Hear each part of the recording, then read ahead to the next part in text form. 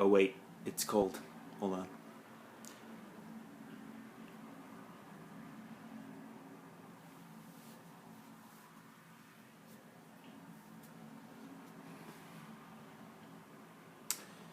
You know those prank shows where they set up unsuspecting people, they set up a prank, and various strangers in a mall or whatever fall for the prank, and then of course everything's filmed, and before any lawyers get involved or the people get so angry that they start hitting, they let them know that they're on a prank show and everybody has a nice group laugh afterwards. Well, something hit me while I was watching these shows, and I'm not sure how I learned this tidbit or even if this is a tidbit. It was just something in the ether, and I'm still not sure. This actually might be something I just invented or something I heard offhand. But watching these shows, there are two different types of reactions from people. Either they kind of go along with the joke and they're very chill about it and they have almost no reaction to the prank at all. And then there are the others who are just absolutely terrified. They scream at the top of their lungs because they don't know what's going on. And it doesn't necessarily divide equally along gender lines. It's not that, the females scream more than the males or anything.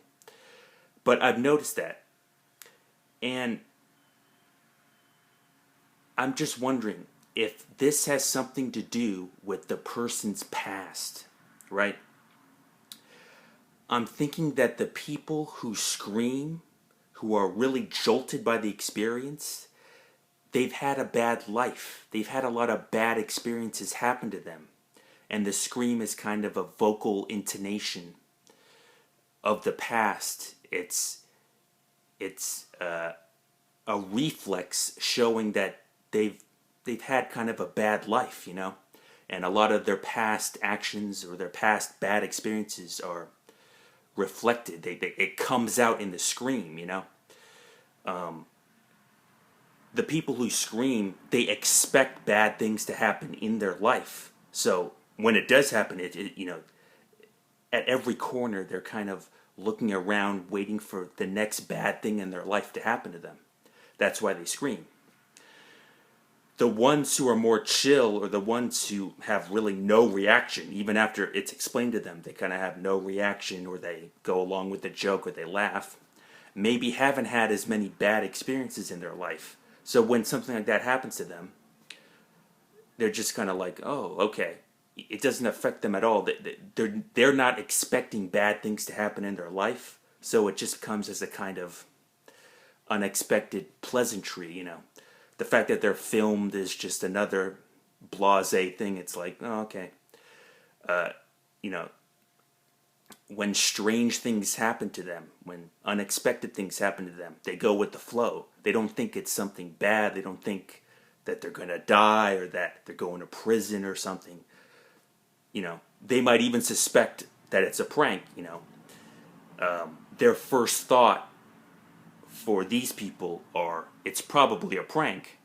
Whereas the ones who scream loudly, their first thought is, this is real. I knew this would happen to me. I was waiting for this bad thing to happen to me, and now it's here. This is proof. The proof's in the pudding. Look, you see what I mean? You see what a bad life I'm having? So anyways, I'm just wondering what you think about this.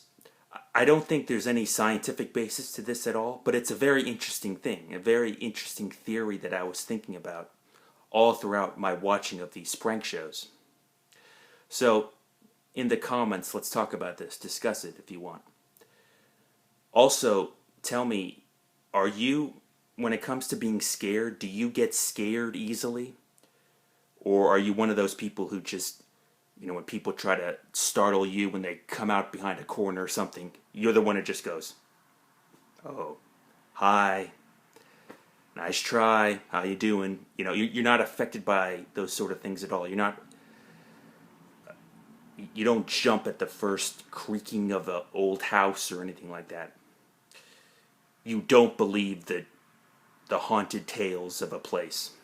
You don't believe that there's ghosts out to get you once you fall asleep or something. Do you scare easily? Now, this fits into my theory because when I take a look at myself, I actually do scare easily. I'm the person where, like, for instance, for a week, my aunt stayed at where we were, at a place where we were.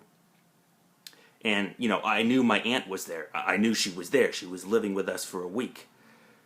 And, you know, I knew she would be roaming the halls, whatever, to get a midnight snack or whatever. So, intellectually, I was prepared for that.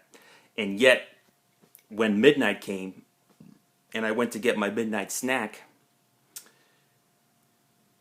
you know, I turned a corner, and I bumped into somebody. And, you know, obviously, intellectually, I know she's there. But physically, spiritually, my first emotion, my first thought was not that it was my aunt, but that it was some sort of ghost or something. A ghost in a white dress, a white sheet. And I jumped, I startled. She scared me half to death. And it's so weird. But I'm that person. I'm the one who gets scared. I get scared at my own family members in my house walking around. I mean, I know that they're there, but if I'm not immediately 100% prepared for them to be there at that second, they scare me when they're suddenly in a room that I'm in. When we're in the same room, it's like, wait, you shouldn't be here. I wasn't expecting you to be here. And I get startled. I jump. It's a little jump, but it's a jump. Now, this works into my theory because, you know, I think I've had a pretty trying life, so I'm expecting bad things to happen to me. That's why I jump. Do you think if you're one of those who doesn't scare easily, how does that, so if you're one of those people, I'd like to know, do you consider yourself to have had a good life up to now? Haven't had a lot of bad traumas happen to you? Any, you know, experiences which seared into your soul forever that you thought you'd never overcome? The science question mark of scared. Let's talk about it in the comments, please. Bye.